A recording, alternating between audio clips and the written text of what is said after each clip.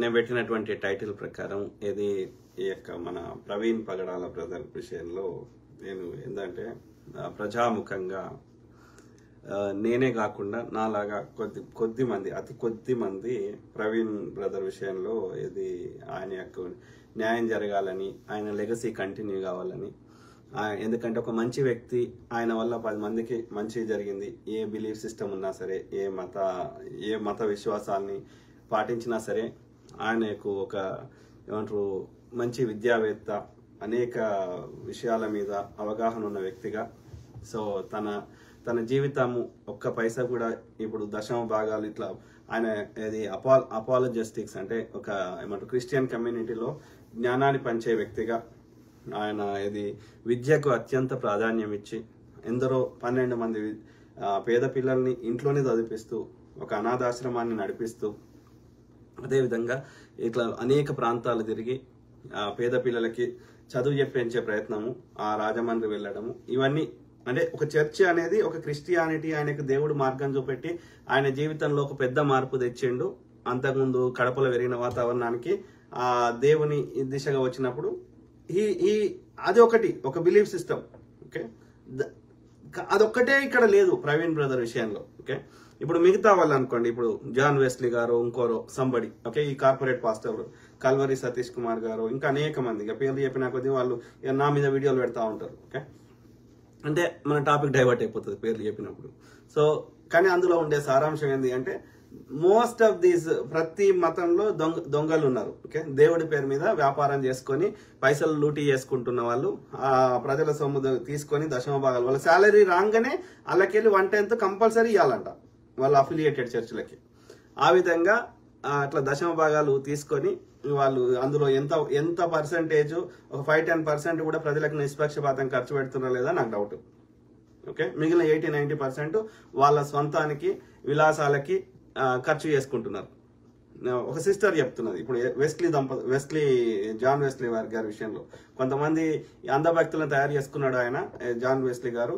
కాబట్టి అంధభక్తులు ఇక నా మీద బురద చల్లుతారు, ఇంక్లూడింగ్ స్టీవెన్ పాలు, వీళ్ళు పెద్ద పెద్దోళ్ళు అది ఇది అన్నోళ్ళు కూడా నేను బచ్చగాని కోన్ కిస్క గొట్టంగాని మీద మాట్లాడుతున్నారు. ఓకే, అవసరం లేదు, సబ్జెక్ట్ డివియేట్ కావాల్సిన అవసరం లేదు. ఓకే, కానీ ఒక సిస్టర్ ఏమంటుంది అంటే, అన్న మీరు చెప్పినాక నేను ఆలోచిస్తున్నా, ఏది యొక్క ఏమంటారు ఒక కుటుంబంలో ఎవరో ఒకరికి దేవుడు ఏమంటారు వాళ్ళకి ఏమంటారు దేవుడు కనబడి, లేకపోతే దేవుడు మాట్లాడి, లేకపోతే ఆ దైవత్వం సైడ్ పోతారు. కానీ ఇంట్లో ఉన్న అందరూ కుటుంబ సభ్యులు అందరూ, భర్త, భార్య, చెల్లె, అక్క, తమ్ముడి భార్య, అందరూ ప్రతి ఒక్కడు ఒక చర్చ ఎందుకు పెట్టుకుంటాడు అన్న అని ఆ సిస్టర్ అడుగుతున్న సిస్టర్ కూడా క్రిస్టియనే. ఓకే, అంటే అందులో లాభం ఉంది. అమెరికాలో 5 లక్షల జీతం వచ్చేట ఆమె కూడా ఎందుకు వదిలేసుకొని వచ్చింది అంటే అక్కడికంటే ఎక్కువ ఇక్కడ పైసలు వస్తాయని అర్థమే కదా. ఓకే, సో కాబట్టి అందులో ఆడిట్ చేస్తే ప్రతి ఒక్క చర్చిలో ఎన్ని నిజంగా ప్రజలకు ఖర్చు అవుతున్నాయి, ఎన్ని వాళ్ళ సొంతాన్ని మింగుతుర్రు అనేది అది వీళ్ళ వల్ల ఈ కార్పొరేట్ చర్చిల వల్ల ఏమైతుంది అంటే ఇంకో బ్రదర్ చెప్తుంది ఏంటంటే, అన్న ఈ కార్పొరేట్ చర్చిలు రాకముందు మా చిన్న చర్చిలకి 100 మంది వచ్చేటోళ్ళు అన్న, వీళ్ళు ఈ కార్పొరేటర్ వచ్చినాక ఏం చేస్తారు, అన్నిట్లలో ఈ పెద్ద పెద్ద ఎల్ఈడీలు పెడుతున్నారు, స్క్రీన్లు పెడుతున్నారు. వీడు వేసుకునే డ్రెస్, వీనికి మేకప్ ఒక 10 మంది, వీనికి బాక్సర్లు 20 మంది, ఇట్లా ఈ సెటప్ చేసే వరకు వీడు ఆ ఇంగ్లీష్ లో డిఫరెంట్ వాయిస్ మాడ్యులేషన్ చెప్పే వరకు మా చర్చికి కూడా వస్తాడన్న. సో అట్లా అన్ని ప్లేస్లలో అన్ని నగరాలలో పెద్ద పెద్ద ఎల్ఈడి పెడుతున్నారు, స్క్రీన్లు పెడుతున్నారు. ఇక మా చర్చికి కూడా వస్తలేడు, అందరు ఆ చర్చిలకే ఇస్తున్నారు.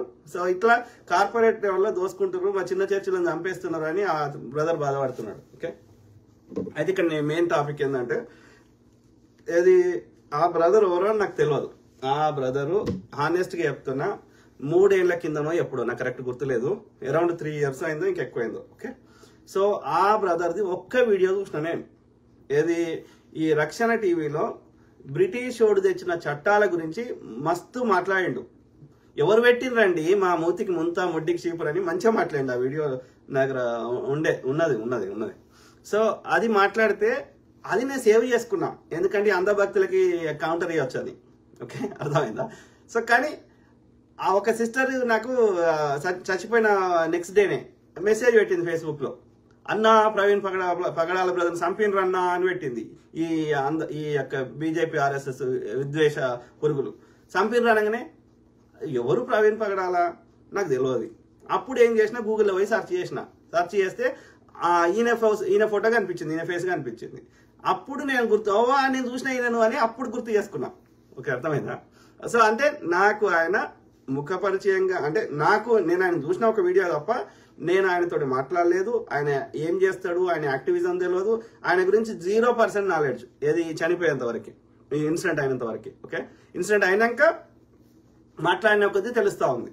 ఆ క్రమంలో నేనేమంటున్నా అంటే నిజాయితీగా, జెన్యున్గా, ఓకే, నేను ఎక్కడ ఇంజస్టిస్ జరిగినా ఏ విషయంలో ఎనఫ్ రీసెర్చ్ చేసి అది కాకుండా ఉండడానికి నా శాయశక్తిలో ప్రయత్నం చేసే క్రమంలో ఈ ఇన్సిడెంట్ జరిగినప్పుడు తప్పకుండా ఇందులో ఈ బీజేపీ ఆర్ఎస్ఎస్ గల హస్తం ఉంది, ఇది యాక్సిడెంట్ కాదు, హత్య అనేది మనకు క్లారిటీగా అర్థమైంది. కాబట్టి ఇందులో న్యాయం దొరకాలని నా శాయశక్తిలో నేను సమయం కేటాయించి ఎవరు ఓపిక ఎప్పుడు ఫోన్ చేసినా మాట్లాడి, ఇప్పుడు చాలా మంది నేను అబ్జర్వ్ చేస్తున్నా, అంత ప్రవీణ్ బ్రదర్కి మా ప్రవీణ్ బ్రదర్ మేము 30 ఏళ్ళు కలిసి తిరిగినాం, కలిసి ఒక్క పండుగ స్నానం చేయడానికి తప్ప మిగతా అన్ని విషయాల్లో ప్రవీణ్ బ్రదర్ తోటే ఉన్నాం.